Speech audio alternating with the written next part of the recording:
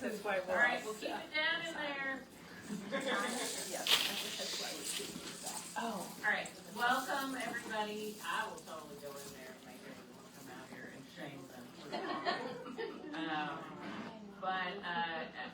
Welcome to our space. If you haven't been here before, I think you can see that we've had a major glow up from our old location in terms of space, and we love it here. And I want to first invite the person who made it possible for us to be here to say a few words, David Gloiber, who is the reason we have this beautiful space.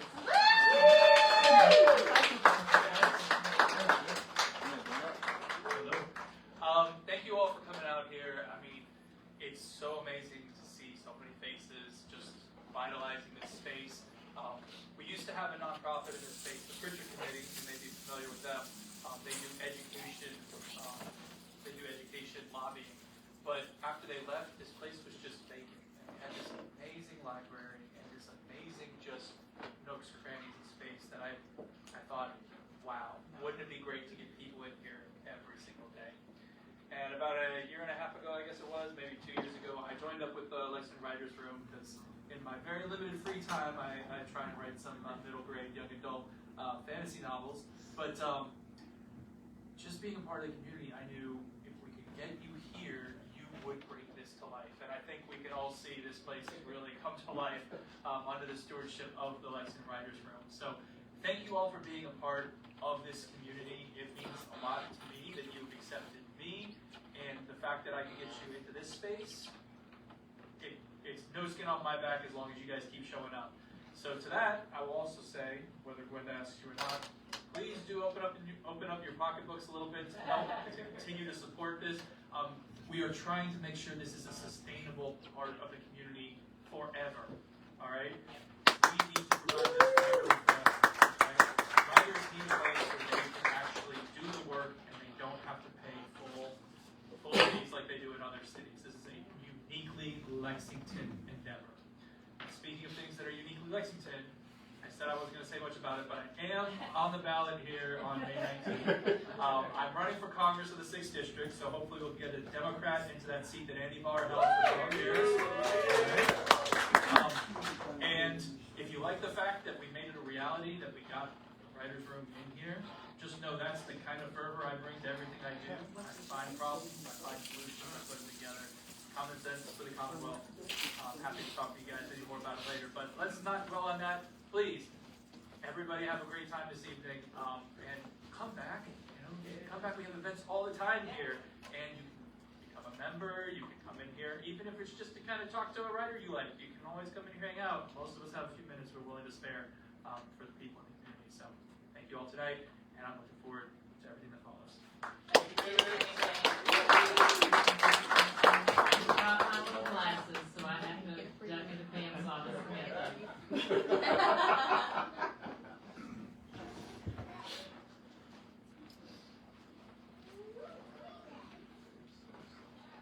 All right. I don't want to deprive anyone of their full fanciness. You guys have a great bill tonight. Lisa A. Brown is our first reader. Lisa writes narrative poetry and autofiction, among other things, many other things. In addition to the Lexington Writers Room, she's a member of the Carnegie Center's Kentucky Black Writers Collaborative and Writing What Is. And she is a 2025 graduate of the Carnegie Center's Author Academy and participating in the Poetry Gauntlet, which those of you who know what the Poetry Gauntlet is realize what a big undertaking that is. Her plays have been performed at the Historic Lyric Theater, her poetry published in the journal Pegasus, her photographs, which you're going to get treated to some tonight, recognized with awards, and her nonfiction featured in a number of publications. Her manuscript, Living Life Full Throttle, will be published this fall. Please welcome Lisa A. Brown.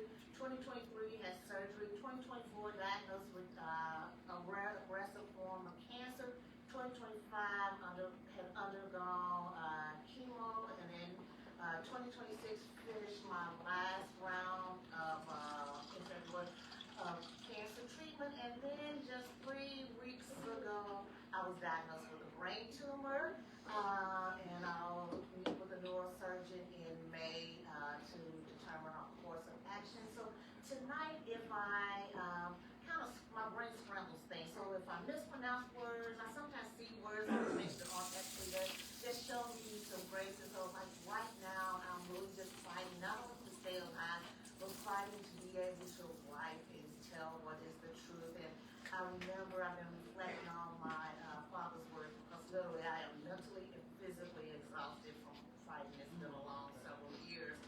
And before my father passed away, he told me, you are a fighter. He said, you don't quit, you don't give up. And to be honest, before I exited my mother's womb, I was already fighting. And so this first poem is I Am My Mother's Legacy. She plows through the cornfield, powerfully swinging her arms as if they are sickles, forging a path through 6 feet towering corn stalks, wearing a straw at pepper the salmon and mango in colored roses, olive green foliage, the sails, her pies, the flashing ice in her brown eyes. My spirit heavily resonates with Miss Sophia on the color purple when she finally proclaims that she's been engaged in fighting men all of her life, boxing and weaving and boxing.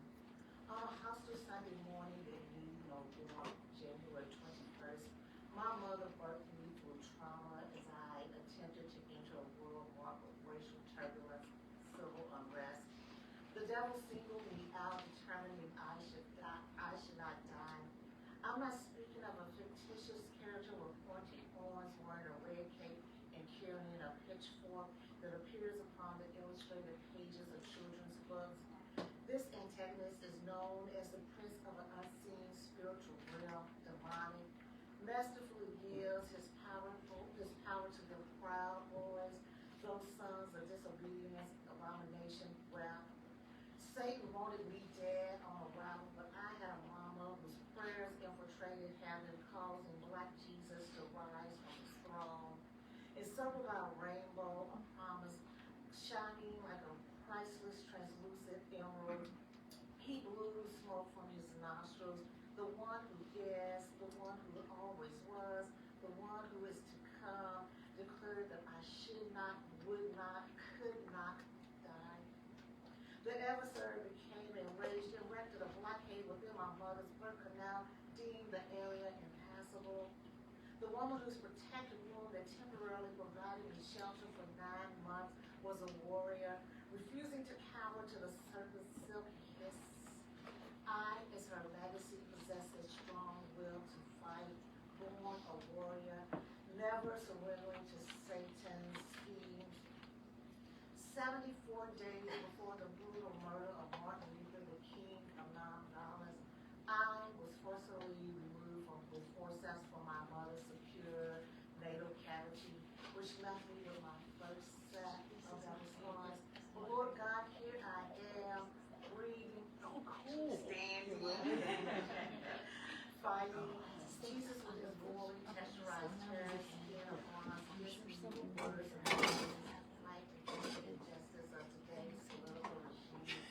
Zealots, the parents and kids who feast daily on white privilege while sipping on the aged blood of our ancestors who built this country.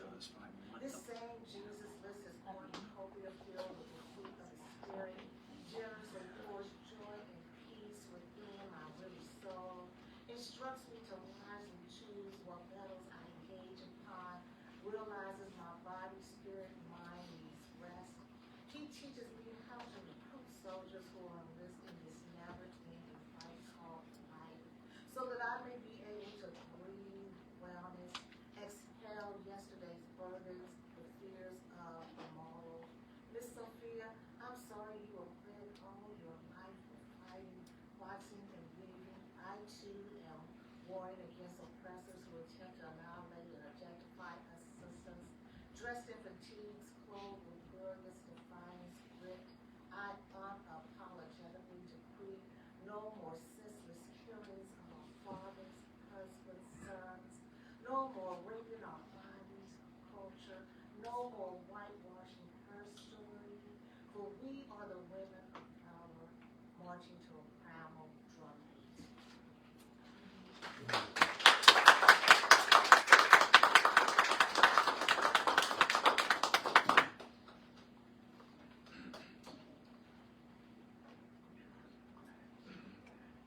The next poem is titled Drumming. Descended from princes plucked from their native land like a lonely empty fruit, black full of drums through my body like an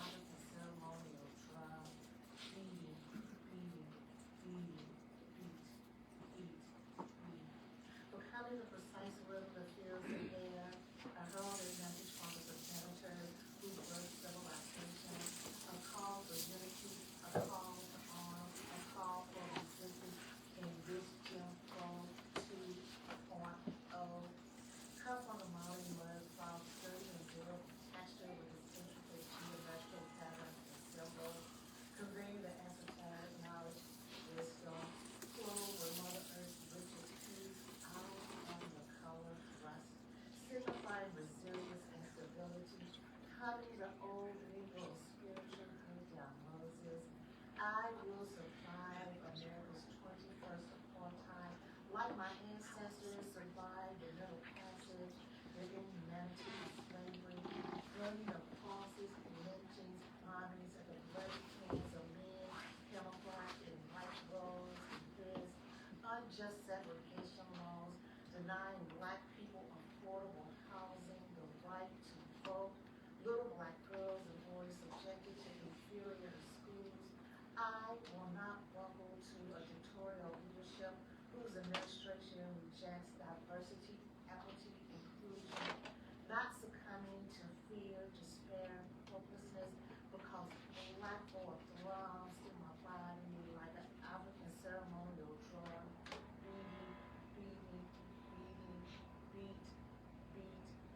Beat, becoming.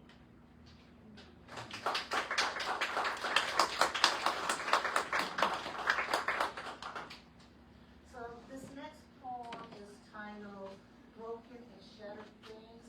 I wrote this poem based upon a photograph that I had taken right after I fallen into the manhole. It was also during the time that Breonna Taylor was murdered by police in Louisville, Kentucky.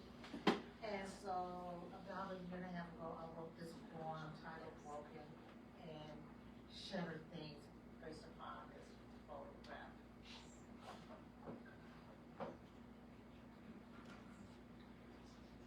So Vanna White, or Vanna Black, if you want to say. She could call me Vanna Black. It's showing my photo. Can you guys all see back there? I'll bring that up.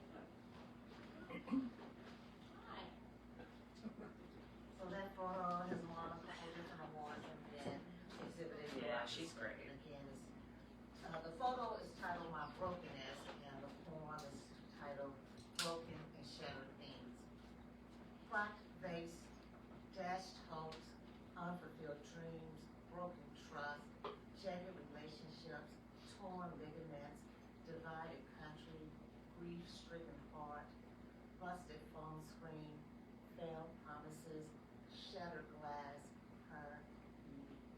Shrouded in blackness, she sips from Jesus' bitter cup, pleading that bitter becomes better. The light releases her from smoldering darkness, staring at her reflection surrounded by shards of glass. She gazes at the pierced nostril and earlobe. Something within commands her to breathe, listen. With narrow eyes, she peers intently in her large hoop earring, the circle of life, reminding her life is a constant loop, gratification and disappointment, joy and misery, ascension and descension. She tightly wraps her arms around her fractured feeble self. Looking in the mirror, she suddenly sees light bouncing off her shoulders, annihilating the darkness. Truth opens his mouth, proclaiming, one only becomes whole after gathering every fragment. Brokenness is not your destination, it's the state of evolving.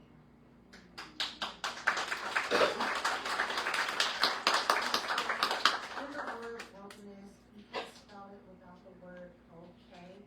And a lot of times when we're traumatized and we're going through things and people ask us how we're feeling, we say that we're okay when we're truly not. And I truly believe that it's important to express how you're feeling, not to allow those things that you are going through to break you. You want to get to that point where you can actually say that you're okay. So for me, I rely upon my faith. I went to see my therapist today because being told after all that I fought through, and I am cancer free, but after just receiving this diagnosis that I have a brain tumor, and I was like, I'm going to fight for my right to write because I've been doing this since I was second grade. And I told my therapist, I said, everything that I've gone through, I said, I'm just going to keep pushing and pushing because I know that there's something better on the other side. And so when you see that word brokenness, I want you to look at the letter okay, and I want you to get to a place where you are truly okay.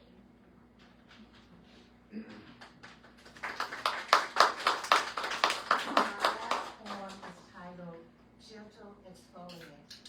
I am African Black Soap, slightly crumbly, gritty like sand, scented with bars and chocolate, slight hints of cereal contains, mixed with earth's smokiness, crafted from the hands of Nigerian village women, Yoruba ethnicity. I am African Black Soap, sanitizing the ideology of white nationalism, detoxifying racial slurs flung from a red pickup truck with a long rifle gun rack, NRA bumper sticker, flying a Confederate flag. I am African Black Soap, exfoliating toxic masculinity, eliminating unnerving fear, anxiety, worries. I am African Black Soap, removing targets with a centered red bullseye from the backs of Black men. I am African Black Soap, cleansing airborne contaminants like a pleated air filter, trapping religious, socioeconomic, political particles from circulating within the atmosphere. I am African Black Soap, derived from Earth's elements, bathed in the wisdom and wealth of cocoa pod ashes, showered in the palm tree's resilience, soaked in shea butter, woman's gold, dripped with honey, splashed with aloe vera's protection and vitality. I am African Black Soap, cleanser, healer, exfoliant, soothing bureaucratic inflammation, fading dark spots of intolerance. I am African Black Soap.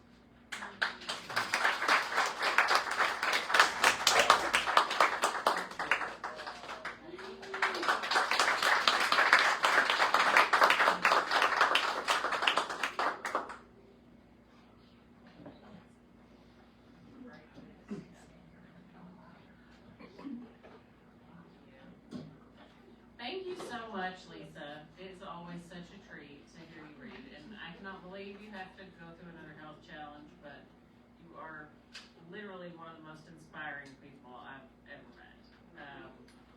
Yeah. Okay. Next up, we have Merceline Ochieng. Is a linguist from Kenya whose work engages language variation, identity, and expression. She is a Fulbright scholar at Bluegrass Community and Technical College, and I think is almost done with her time, which we which we are very sad about. In addition to her academic interests, she writes poetry and creative nonfiction, and I feel like I would be remiss if I didn't say that if you haven't read it, you should all go read the story that was published by Brown Hound Press.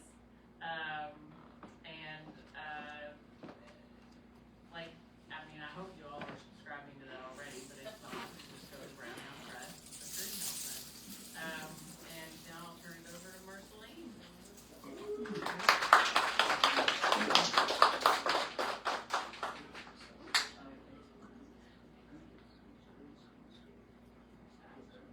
Hi everyone. Can you hear me from there? Okay. Thank you so much for the introduction, and I feel anxious reading after Lisa. That was great. And I just first I want to thank you Lexington Writers Room for accommodating me. So the journey to this place started. So I'm here for 1 year. My year is ending end of this month. I have to go back. But so I had to teach and also attend classes. So I attended one of the classes, and one of the professors gave the students an assignment to write a poem about where I come from. And I wrote mine because, well, I was just attending. And then I sent it to her. Then she was like, you're a poet. And I was like, oh, okay. Okay, so after that, she introduced me to Lexington Writers Room, and thank you so much for having me. It's been a pleasure. And so the reason why we're here is because, I'm leaving and somebody else will come in my place. So when you contribute, you know that you're contributing to a good cause. Okay. So I have 2 poems, and I'll actually pick from where I left. So the first poem is about African moms. You will understand later. So the reason I chose this is because Mother's Day is just around the corner, and I'm a millennial. I was raised by a very strict mother, and I think everybody where I come from, they were very strict, so you'll hear some of the things about it. So here it goes. They say the fear of the Lord is the beginning of wisdom, but where I come from, we learn wisdom earlier, because the fear of an African mother, that is where wisdom truly begins. Merceline can attest to this. They come with experience and one sleeper. Leave the dishes undone, leave the TV on, a sleeper will locate you. Not thrown but deployed, like it has Wi-Fi. You ask, where should I put this? She says, on my head. And you don't ask again. African moms don't explain things. They say one sentence and you get it. You say, this food has too much salt. They say, then eat the food and leave the salt.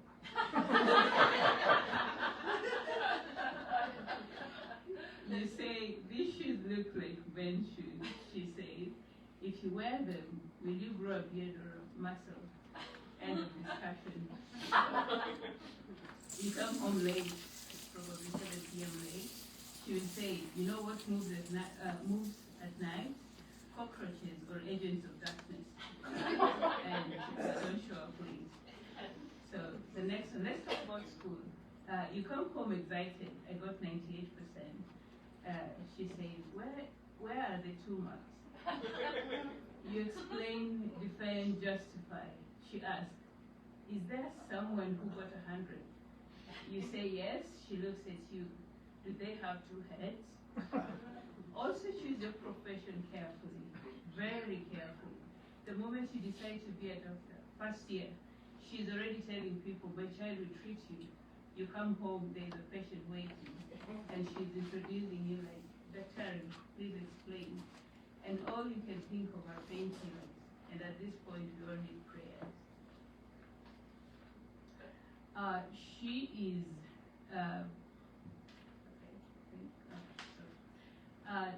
they are keepers of everything. Your birth certificate, your baptismal card, your love letters, your future stored all under a mattress, inside a drawer, inside another secret. You have to request it 2 weeks in advance if you need to use it. But when you return it, it disappears because now you know too much. Let's talk about the look.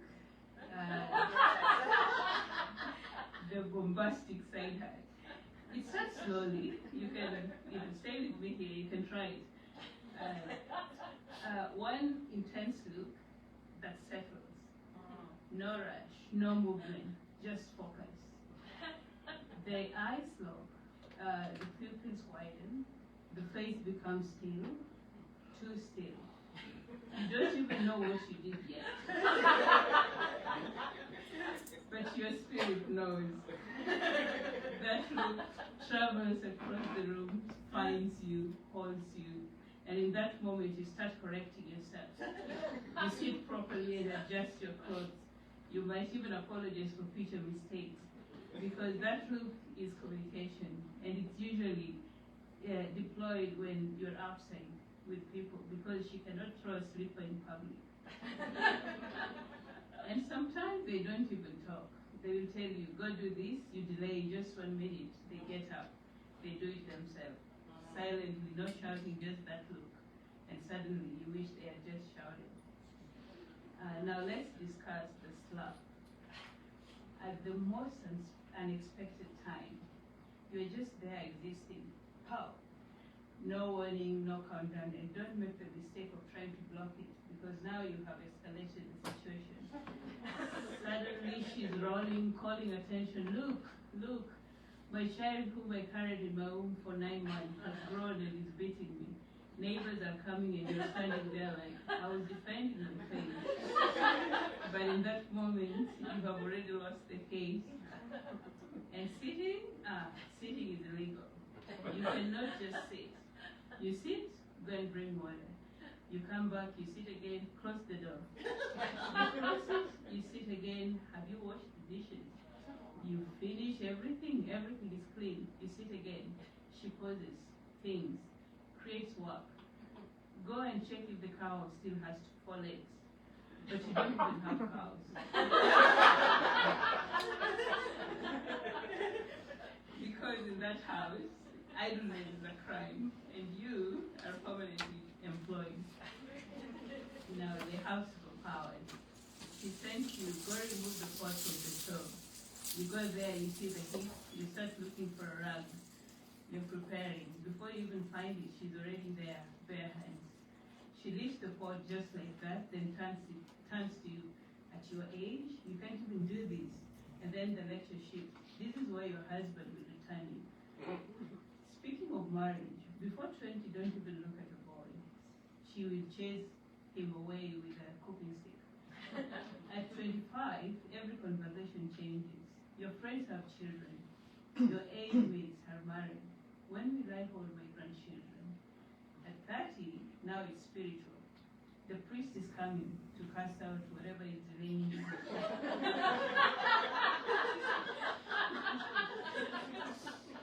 Because clearly, this is no longer normal. At 31, you're now a project. Just go get a life. If you're lucky, they might confess. I only did this because I like you. And that's where it gets confusing. Because in African homes, love doesn't always sound like I'm proud of you. Love sounds like, I'm going to the market, what should I bring you? Love sounds like, are you still crying? Love sounds like, let's go to the market and buy that dress. And when you get there, the dress is beautiful, yes, but also twice your size. Because she will say, you will grow into it. You're looking and wondering, are you wearing it or planning your future? But in her mind, this is wisdom, economy, a long-term investment. And that is when you know something happened, because that is not random kindness. That is an apology. That is when they realize maybe, just maybe, they went too far this time with the beating. But they will never say it like that. They will just adjust the atmosphere softly, quietly. You don't understand African moms until you become one. Because one day you will hear yourself saying, have you eaten? Don't come home now. And you pause, because suddenly you understand. You understand why she was strict, why she watched you, why she never let you sit alone. Because she was loving you for the day she would not be there. She was raising you for a world that will not remind you to stand up. She was loving you in a language you didn't understand yet. So today, here is to the loud one. Oh, so today we celebrate all mothers. Here is to the loud ones, to the quiet ones, to the strict ones, to the soft ones, the ones we have, the ones we miss, and the ones still becoming.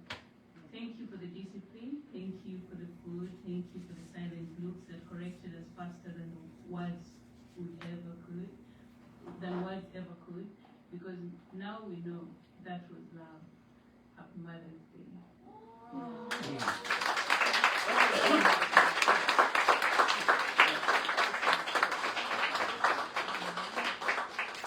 Okay, so this last one is based on my experience so far. It's been, before I proceed, so I have my American mother in the crowd.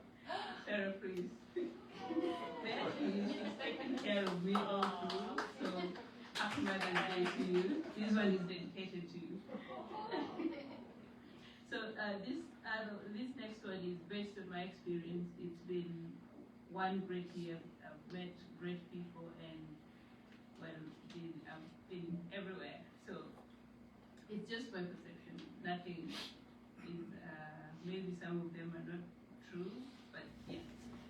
So in Lexington, so this one actually was inspired by a book I read in one of the shelves here. I was just flipping through, and then I came across this poem in Kentucky by James Hillary Mulligan. So I read it and I was like, yeah, I mean, it sounds good, so I could write something closer to that. So here it goes. Welcome to Bluegrass, where the grass is unmistakably green, and the sky has a personal hue in Lexington, Kentucky.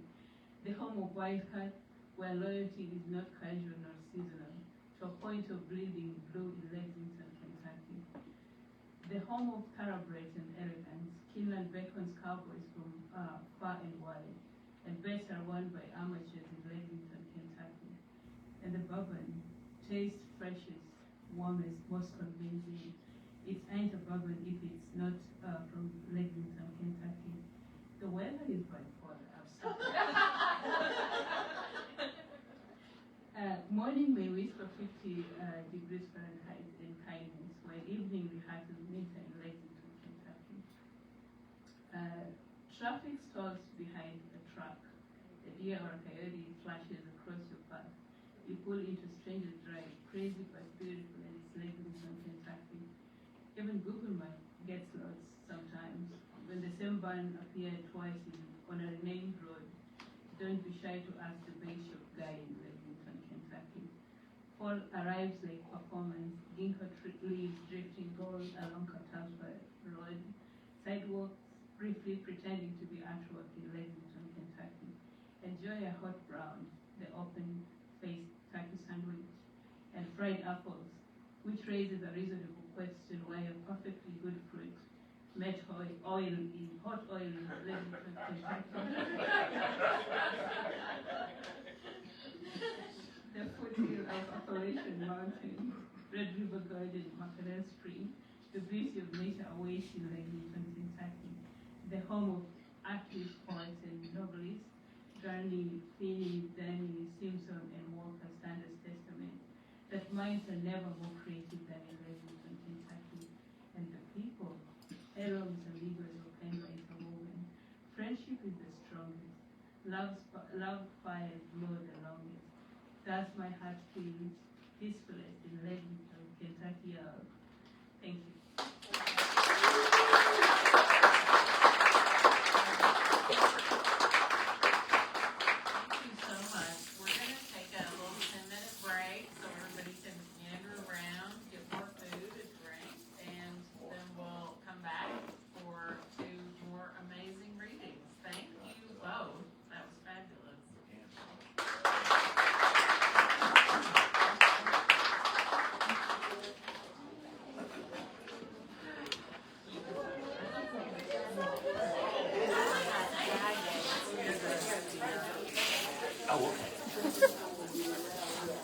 Yeah, because I can grab it on my way out. And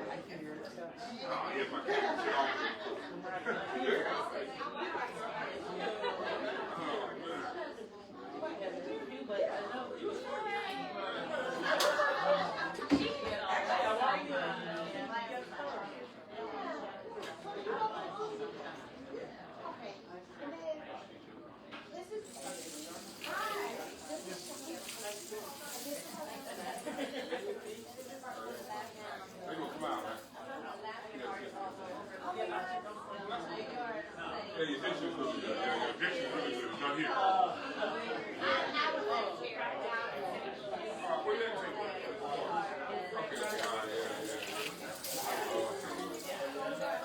that's the northern part. Really, I like East St. Louis better. Yeah, I love East St. Louis. I love East St. Louis is the part. I didn't know till I got there. Like, oh, I traveled in the Caribbean, South America, stuff around me. Yeah, man. But in the north, you got some young cats out there. You know what I'm saying? Yeah, they, why I had a friend in the north. He's like, bro, I go for lunch. Right? I'm like, you know what I'm talking about? Because I don't talk no way out there. Yeah, because like, yeah, like, I got to keep it out. That would be hot. Like, look forward when you make it. Yeah, a lot. Okay. Down there, I'm seeing out by the airport. You know what I'm saying? So I catch the train. Get out there. What up, Mom? You know, girl? Okay, good. What up, Mom? Like that. Come on. You feel like you're home. Hey, Susie, you better come on. I don't know her. Just come with me. No, bro, I'll stay here. Wait. You know what I'm saying? You gonna go like wild and easy. I am. Oh, I thought so. Yeah. I saw your name there. Like, wait. That's why I started walking up the road.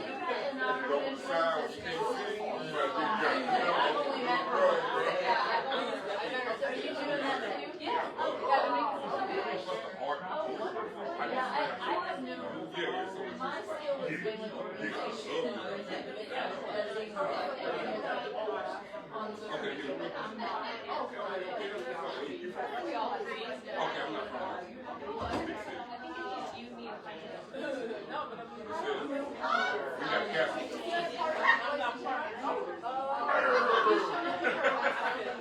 Hey, it's funny. Now they allow County High School to graduation at Cassie. Sounds like that.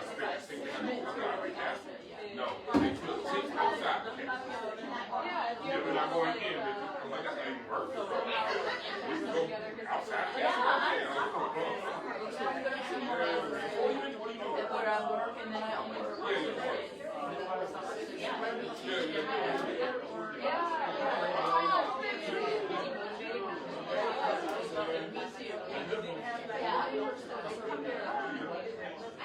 Oh, yeah. That's where I go.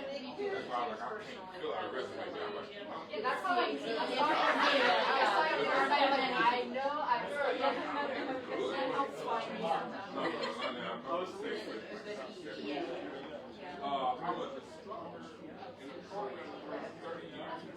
Alright, cool. I'll check that out when I get back to my office. Good to meet you officially. Hello, this is for all that's cool. This is all right. Hi. How are you? Chris, I'm trying to call you. No, it's okay. I'm so intimidated by how cool they are.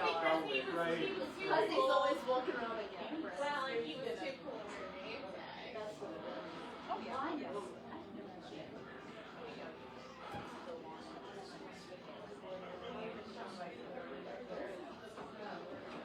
Yeah, we all like that, right?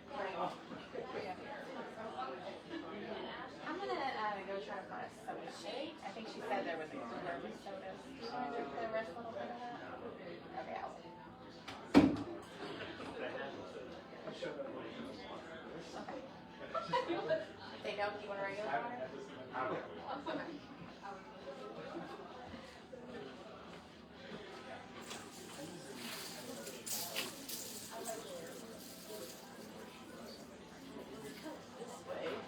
I may go sneak out to the other restroom.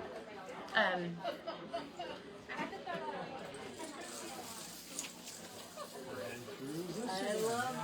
love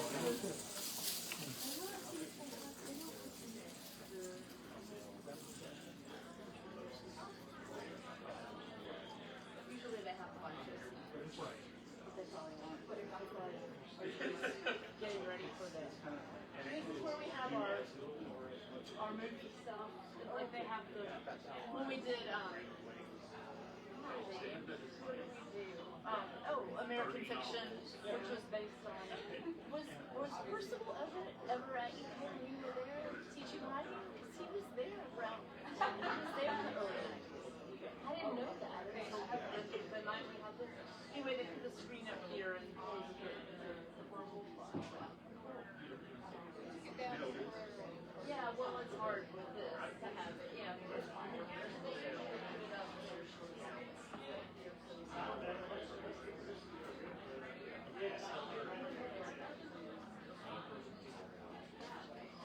oh, okay. What if I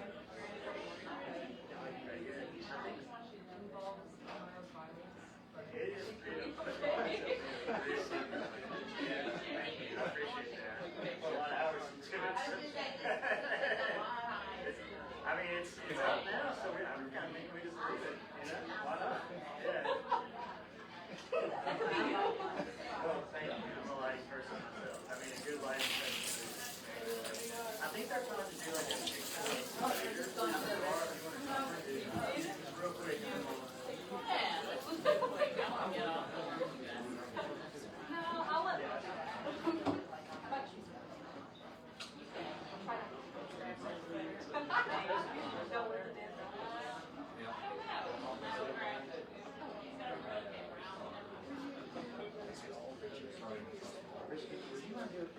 Official photo of the readers?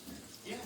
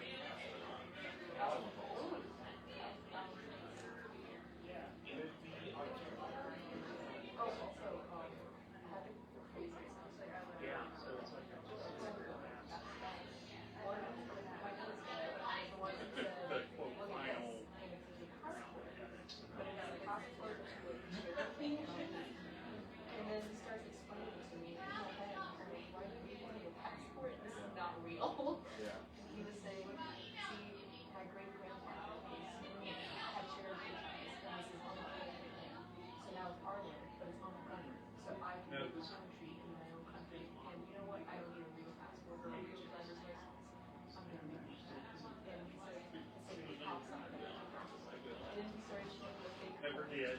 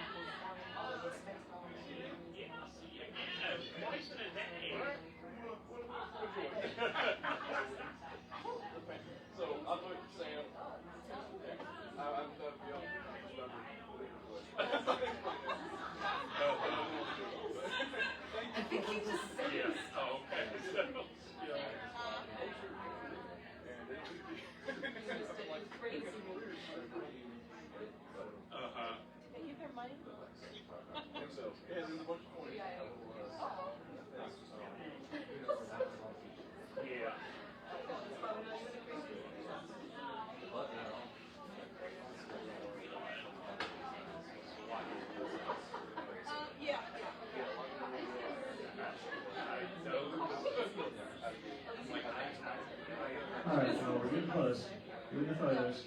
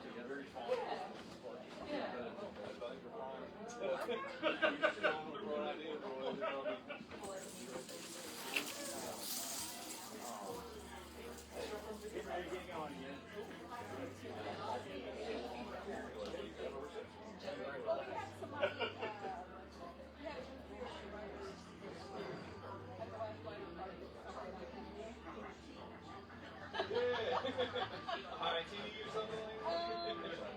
I think it was like, it wasn't a big A little bit, okay. Yeah. I get it. Tea or something like that?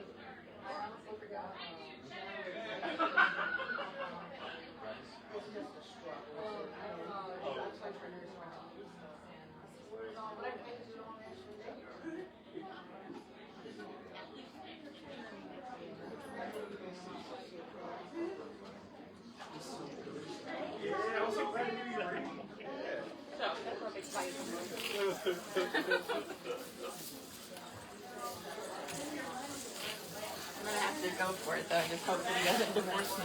There you go.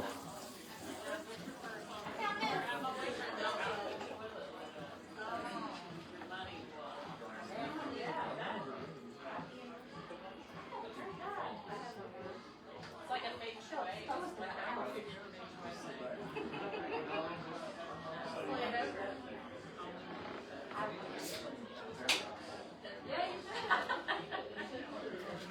Okay, I love Dolly Parton, but who's in control of the music? Josh.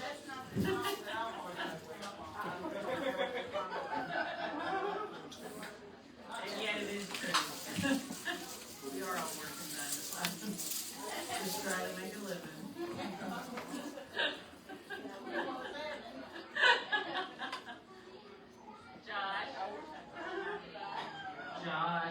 Josh Bolt. Yes, he is. Very animated. And he's right there. I see him. He's not listening. Oh, he got it.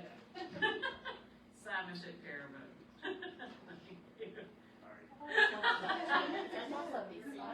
We've reached a relationship level where apparently my voice is like white noise. All right, welcome back. We'll head right into the second part of our program. Just again, thank you guys for coming. We're so glad you're here. This is really more of a celebration, and I mean, we are a nonprofit, so we might hit you up in the future, but mostly we just want you to eat all the food that you can. All right, Eugenia Johnson-Smith. There can't be anybody here who doesn't know Eugenia. Impossible. But she is an author, coach, inspirational and motivational speaker, CEO of Positive Power, Training and Development, and author of Positive Power, 30 Devotions to Help Unleash Your Positive Power. And is that the project that you were working on when you very first joined the Writers' Room? Yes, it was. That's what I thought. She's a freelance writer and contributor to the Lexington magazine, and she is the new Kentucky Black Writers Collaborative Associate. Everyone give it up for Eugenia.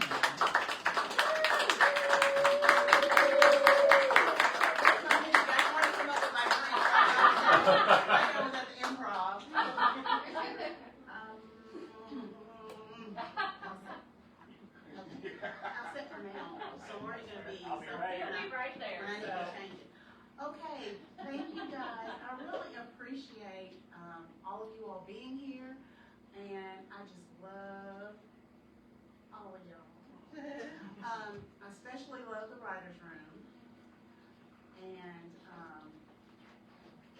just thank you for the opportunity to be here, to be one of the writers who is able to be in this space. So your all's donations will help people like me be able to come and write. This is my book, Positive Power, 31 Devotions to Help Unleash Your Positive Power. This is probably the first time that I've read this little section here, and I'm going to read this today. I didn't plan it, but it's in the acknowledgments. Part of the acknowledgments, and it says, thank you to the Lexington Writers Room for being a place where creativity can grow and flourish. You provided me with a community of writers, many of whom have helped me during this process. So, that's What's the name of your book? Positive Power, 31 Devotion. And it isn't a devotional. So the first poem I'm going to read is not actually out of the book.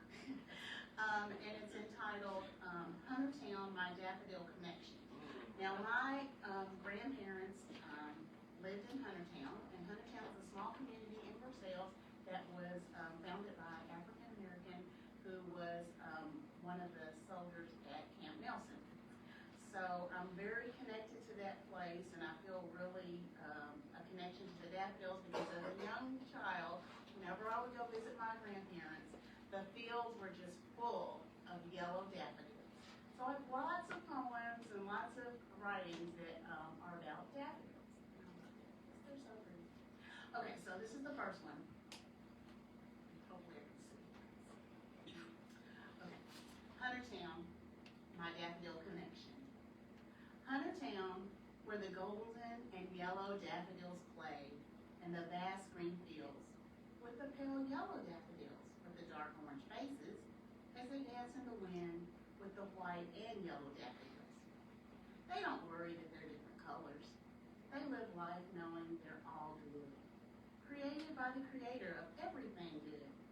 They greet each other with love and kindness and a smile. They are beautiful and they know it. They stand tall, heads raised. They salute me as I gaze upon their beauty. Their colors are vibrant. I walk barefoot in the cool, soft, velvet grass among the daffodil fields. I am quiet and silently commune with my dainty flower soulmates. Our souls speak, but no words are exchanged. Our communication is spiritual and it transcends time. Now, the daffodils in my yard were gently gathered from the land of my ancestors. They are my grandma Nettie's daffodils, and they greet me every spring with a vibrant yellow hello. They carry her greetings of love across the sands of time and mine back to her. Each of my sisters has a piece of our grandma. We all have Grandma Nettie's bright yellow daffodils growing in our yards, connecting us to each other and each of us to our grandma, keeping her memory alive in our hearts, our mind, and soul. She's no longer with us on this physical plane, but her memory and her essence live on here with us, her beautiful and vibrant yellow gold daffodils. We are forever connected by her daffodil connection. Every time I see a daffodil, it reminds me of my grandma Nettie, and I smile. All the while I miss her dearly. Our daffodils keep her close, and like our grandma Nettie, our daffodils must go away, but we look forward to their return each spring. Like our daffodils, our grandma Nettie is gone before season, and we will meet her again at God's harvest.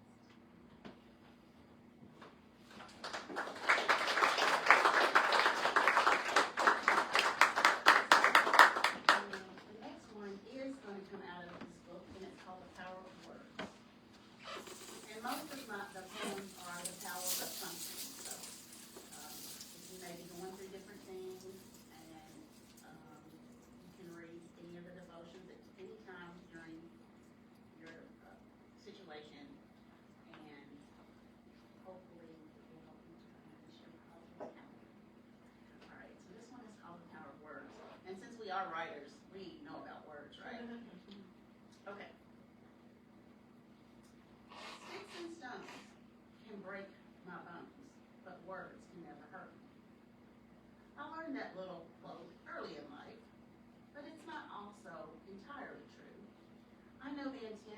quote was to discourage physical confrontations by encouraging diplomacy and instilling compromise.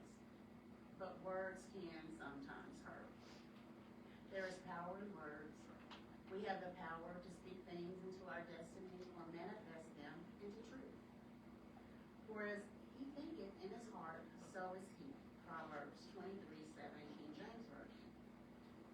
Hearing something over and over again, day in and day out, it starts to take hold of your thoughts and become ingrained in your mind and spirit, thus becoming the truth. Hearing and being exposed to negative or positive words can lead to a negative or positive mindset or outlook on life. Now, research indicates, now listen to this, guys. Research indicates that women speak about 20,000 words a day on average, while men only speak a mere 7,000. That's about 860.3 million words in a lifetime. That's a whole lot of words. And we can reason that out of all those millions, some of them could have been bad words, hurtful words, or negative words. While others, on the other hand, some of those millions could be good words, encouraging words, and positive power words. Words that should be spoken, spoken often, and spoken out loud. But how many times have you felt you've said too much, didn't say enough, could have said more, or should have kept your mouth shut altogether? Words, big, little, long, short, they have power. Power to create and power to destroy. In the beginning, God said, "Let there be light," and there was light. Power. Words once spoken cannot be recalled. Like a pebble that's dropped in a pond, it ripples effect, and it goes on and on and on. We are created by God, and his positive power dwells within us. He gives us guidance in his words, and how we are to use the very special and powerful gift we have, the ability to speak. The tongue has the power of life and death, and those who love it will eat its fruit. Proverbs 18:21 NIV. We must be mindful of the words we speak. Are they kind, supportive, encouraging, comforting, or helpful? We must be mindful of how we speak, the tone used, how it falls on those delicate or sensitive ears of others. Was it received in the same spirit it was spoken? We also must be mindful of when to speak. Before we speak, ask the question, should I speak or should I be silent and hold my tongue? So use your words for good, not evil. Use your words to uplift, inspire, and encourage others, and to help them along the way. Now, we mustn't misuse or take our ability to speak for granted. Some do not have that ability.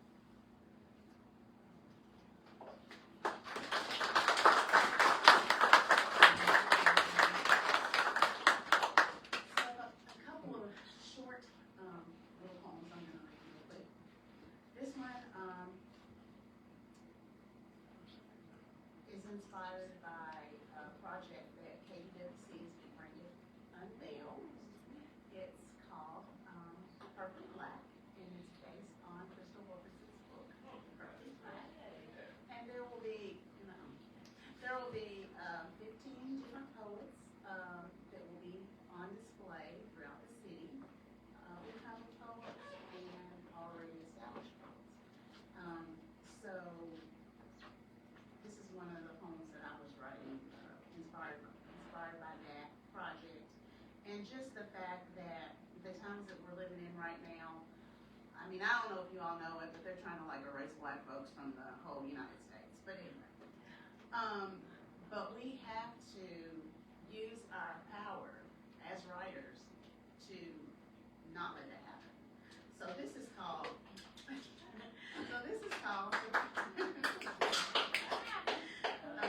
This is called The Power of Black Ink. It transcends time. It preserves our past. It writes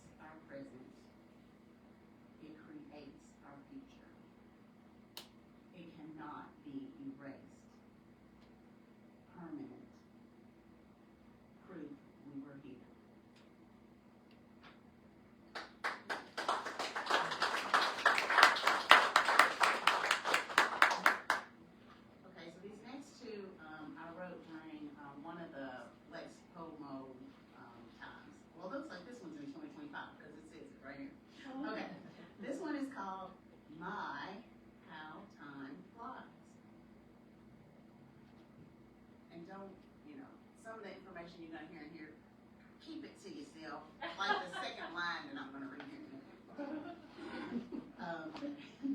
My how time flies.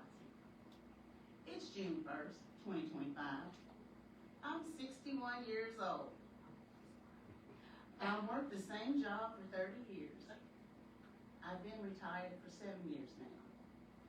Don't blink. It will be 4th of July. Independence Day. But are we free? Are we moving forward?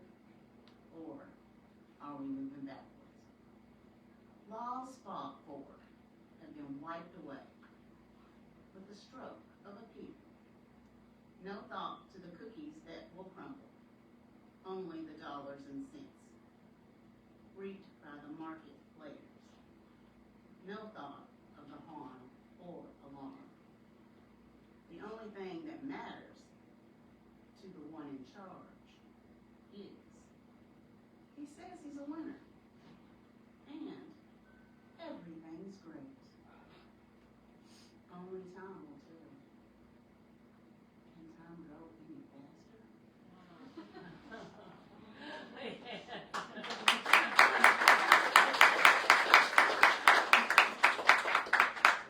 Okay, so this is also from the poetry. I think this was from last year.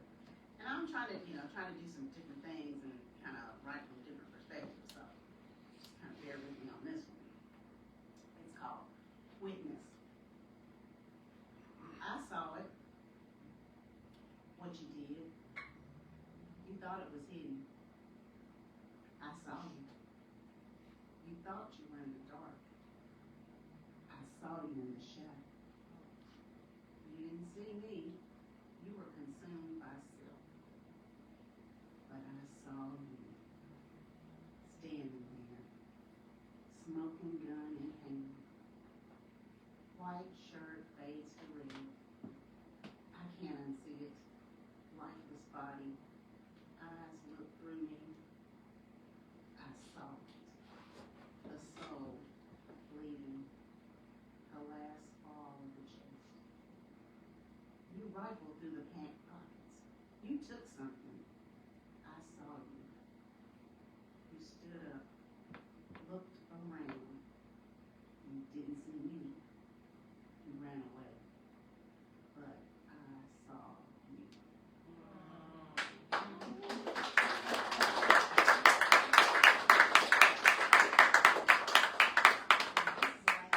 I'm going to stand up on this one.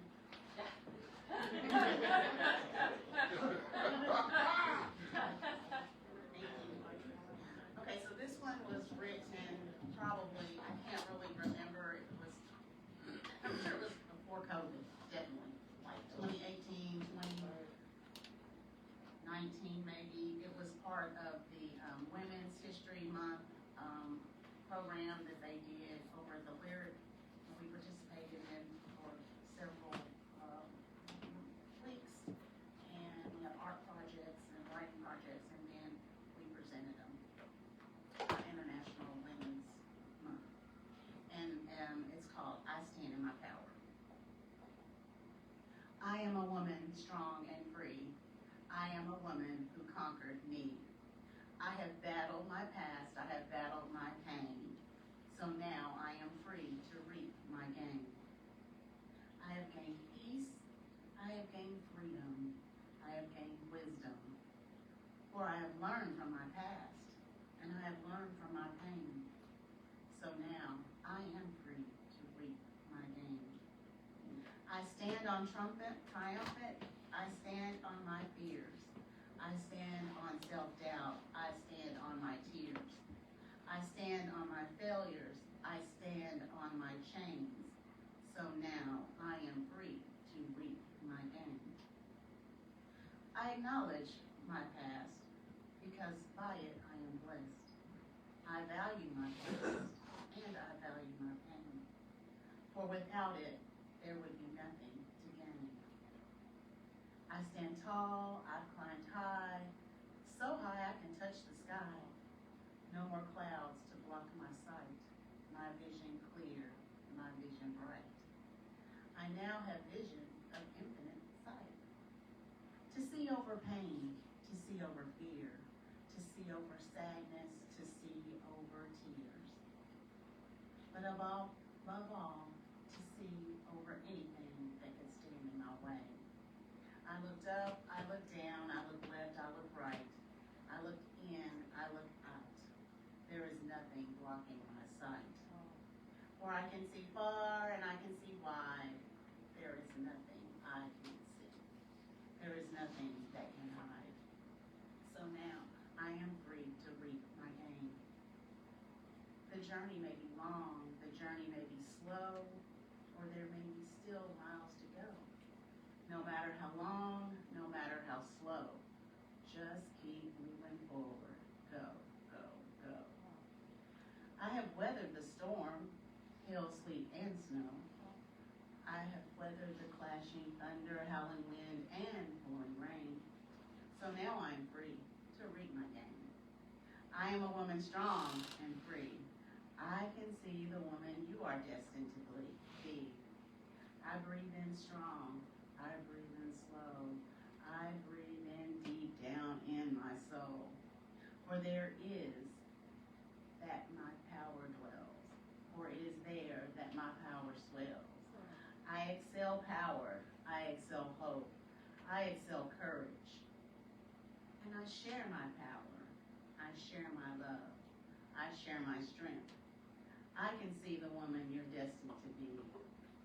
You will become a woman strong and free. You will become a woman who has conquered me. You will be a woman who has battled her past. You will be a woman who has battled your pain. And you will be a woman free to reap your gain. For you stayed on your journey. You did not wane. You did not cower. For today you rise high over everything and you stand tall in your power.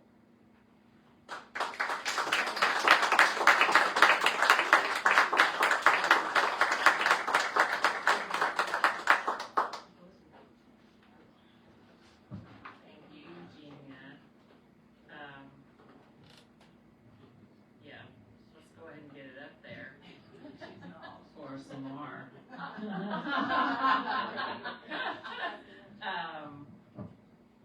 Okay. I'll stand on tiptoe. The heels on. Thank you guys all for being here and for, it's really special to have the four of you read tonight as our first real big event here at the space. I mean, you getting to hear your voices is really why this place exists. So, thank you. And now, it's time for Samar, a fabulous, black, fat, disabled, and gender expansive creative writer and ensoulment doula. When Samar showed up at the writer's room, they were trying to not even be a writer. They were like, I'm going to be working on my academics.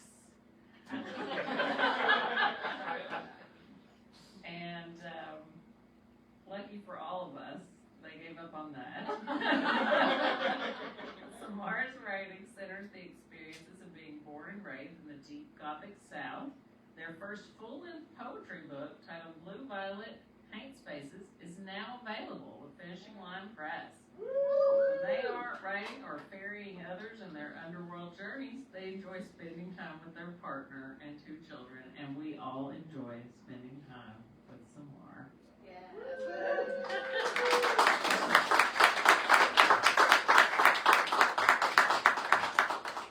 Hello, everyone. I don't want to stand. I actually want to sit.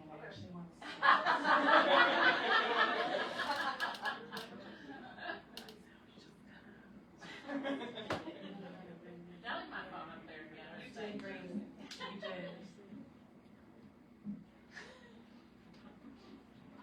Beautiful.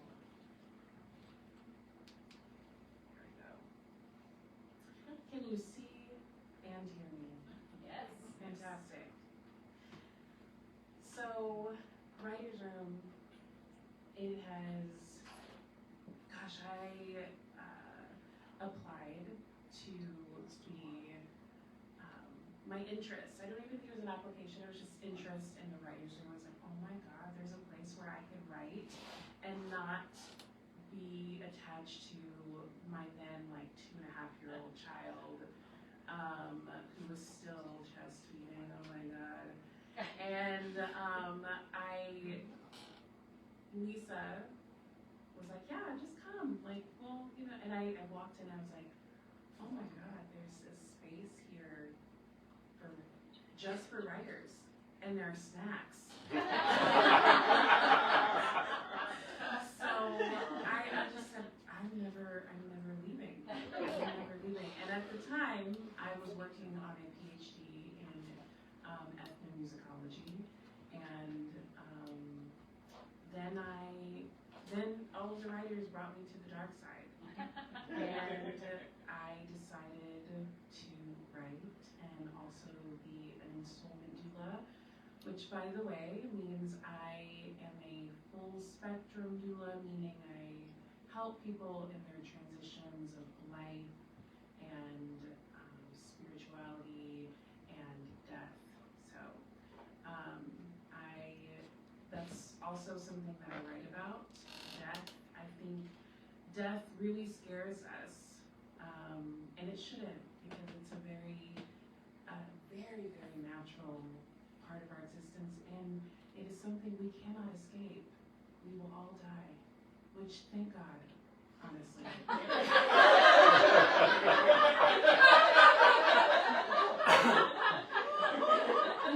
I'm just saying. But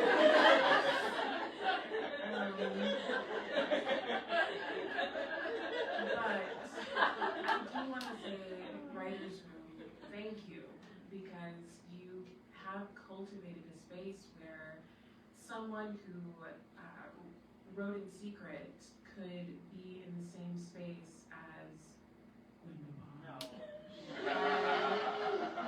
no Ashley Bloom. Just all of these phenomenal people. Like, you kidding me? And they're just regular people wanting snacks and a place to write. And so, please, if you have not opened up your pocketbook or your wallet, know that your contribution really does make an entire life-changing, I mean, because I literally changed my whole entire, existence. So, just letting you know. So I'm going to read from Blue Violet Paint Spaces, which is, by the way, I designed the cover. And the first poem I'm going to write is the first in the book, and it's entitled Where I'm From. I'm going to continue with that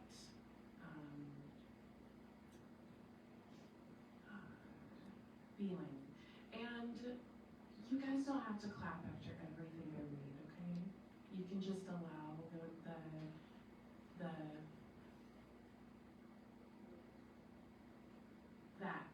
just allow that. So no need to clap until the end. Where I'm from. Where I'm from, I cannot return. The portal between my mother and the soft deep is closed. The memories twist round appendages, piercing skin like briar patches. Each thorn an epithet, a beating, a strangling. Cutting them away is pointless. The tangled mess of branches grow back from new places. I forgot, masked scars tread the journey I've taken to go back. All lead me to some dusted crossroad. Where I'm from, the love is all dried up, like a rusted bathtub knob that sighs in the place of the water we were in search of.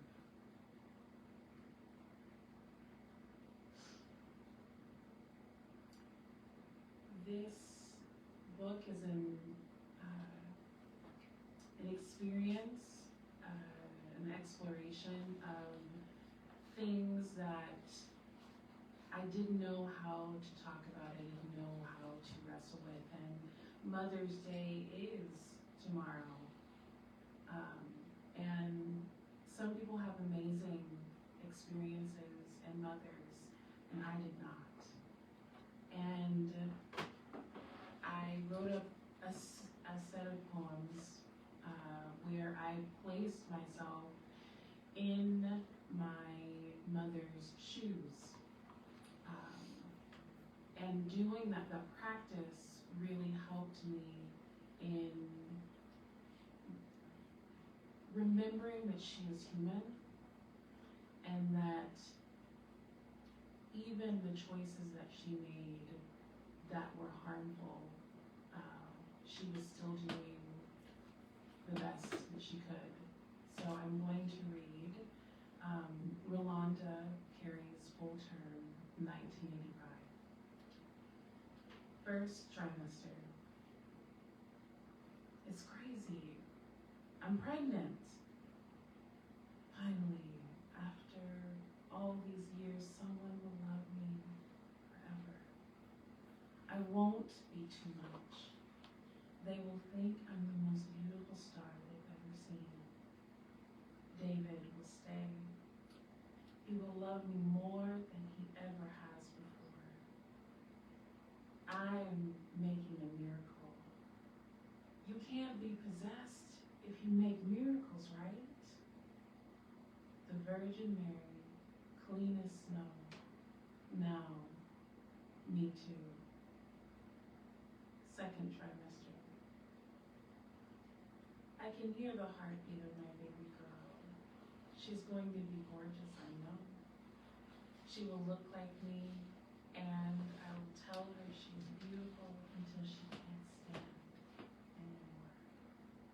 There won't be any question that I love her. She's going to know by the way I treat her. I will be a good mother. She will never feel the way my mother made me feel. She won't be too much. Third trimester. I don't want to tell my mom. She's almost here, my baby. We've been homeless for a few months, but David's been right by my side. He thinks I'm the most beautiful he's ever seen. Since I've been pregnant, I'm afraid all this love, all this excitement for me, it will run out.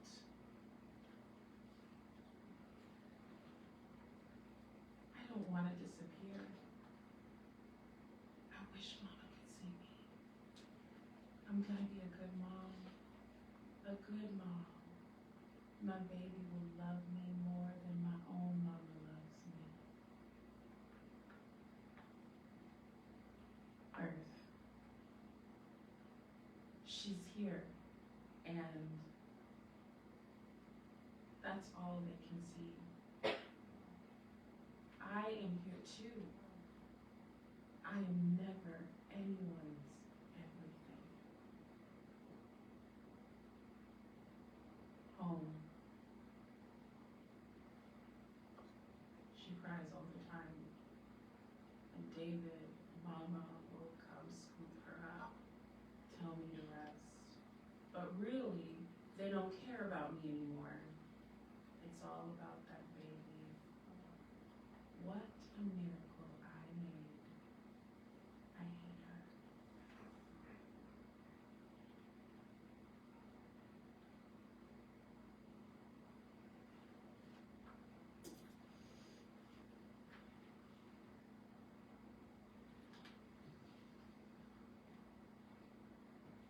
Destabilized.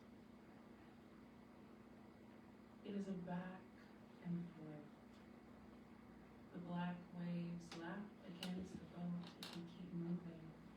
But when we sit still in the black waters, the waves thrash. The old wood of the vessel creaks. I look to the storm-laden sky and then back to the dark waters. They hold the shadows of everything that cannot be healed.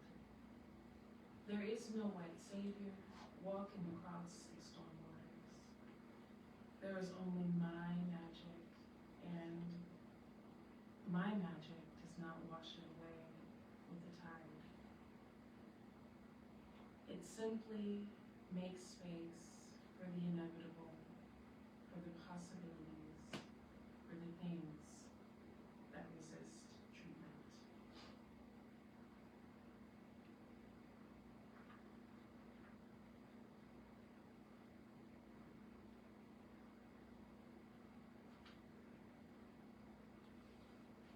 Lost guilt.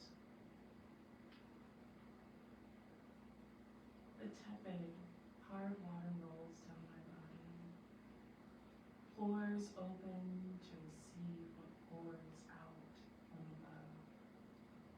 There are too many droplets to count. The moments of guilt in my life, they, like this water, come together and form what feels like immovable borders, places I cannot cross, cracks in my imperfect view of self.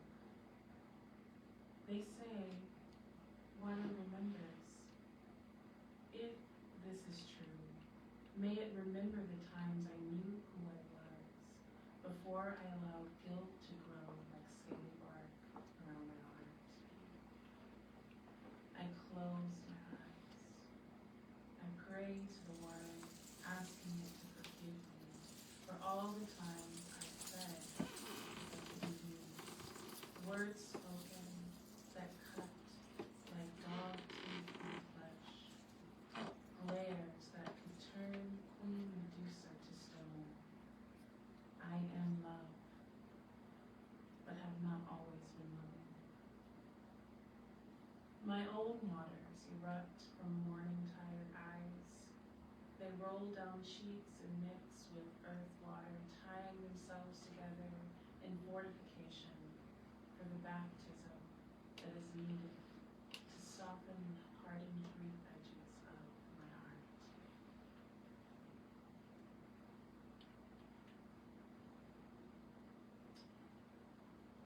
So later on in the book, we get to a place where I've moved through and can feel more than just grief. And I'm so excited about, is the baby still here? Okay. All right, because this poem is called La Petite Mont de Chocolat. And it's a recipe for pleasure. Everything is made better with chocolate cake made moist by mayonnaise, like somebody's granny from Kentucky stuck her toe in after casting this bell. Covered in a thick-ass layer of creamy, sugary icing and sprinkled with chocolate chips. Put it in the icebox for an hour and enjoy naked after love making that leaves your legs away with a cup of coffee still steaming. Make sure the window is open to catch the cool April breeze on your skin, still damp. All this extends the orgasms you howled earlier by about an hour. You will never want to eat chocolate cake the same ever again. Good luck.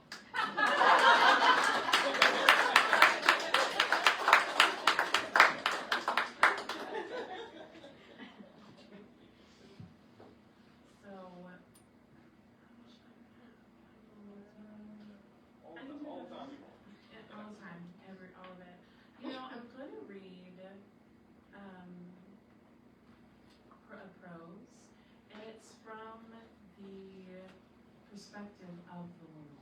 So the speaker is the wound. We get called on, and that's the birth. Some of us grow as time passes. Others may die early. They call that a healing. Our bodies always leave a mark. We are born and we are called to protect, to remember whoever carries us of where they may not go. We protect, we are safety. So when the healings try to come and end us, like water rising, we must fight this dark baptism. I told you, we are born to protect, to remind the body of where they may never go if they wish to live. Some of us, we come early. If you are born early, your chances of a long life increase drastically. When they are children, we can hold them close, speak, and they will listen. They trust better when we meet them as children. The work is hard. You must love the work to best shield the body from more danger. We live in the soft parts of the mind, the places where the whispers are loudest. They echo through the body if you're lucky. If you're good at your job. I'm surprised no one wants to hear our story, my story. No one cares for a wound to stay long, but we exist to save lives. All right, now we'll do the last one. Oh, we do the last one. Yes, we do the last one. This one's called Name Yourself Witch. And I'm not even going to explain it.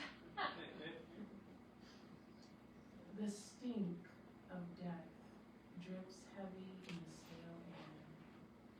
The tuneful screams of the cicadas mark high summer. South, count who's left after the hangings. I peel the slice of tangerine free of its white ropes with my tongue, like a finished cord-cutting ritual. I know it won't be long before they start looking for my death body too, but it won't be swinging from a tree. I brought my own knife.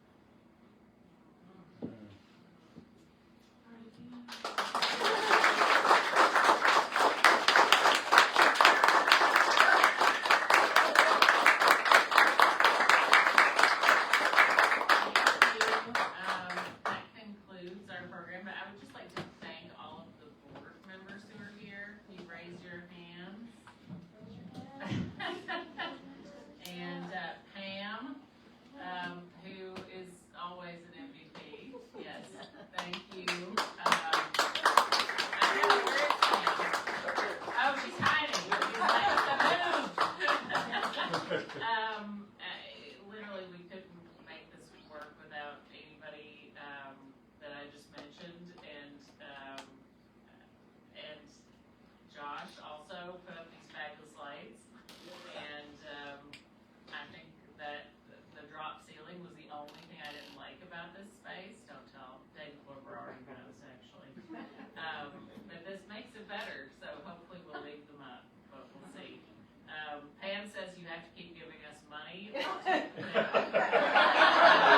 what she told me during the break, so we're sticking with that. So thanks everybody for being here. Please eat more food and Drink more take beer. some with you. And I really appreciate all four of you who shared your work with us. Thank you.